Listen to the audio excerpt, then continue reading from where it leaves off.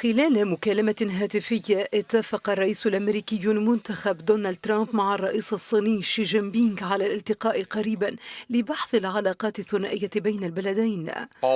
الرئيس الصيني قال لنظيره الأمريكي أن الصين والولايات المتحدة بحاجة إلى التعاون في مواضيع كثيرة على غرار ملف التغير المناخي، بعد أن كان ترامب قد تعهد خلال حملته الانتخابية بالخروج من اتفاقية المناخ.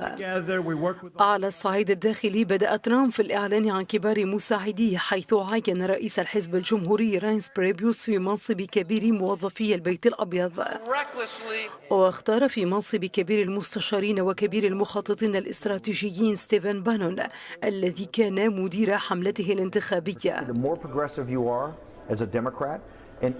وفي أولى مقابلته التلفزيونية عقب انتخابه، أبدى الرئيس الأمريكي المنتخب دونالد ترامب موقفا حازما جدا في العديد من الملفات الأساسية على غرار الهجرة والإجهاض.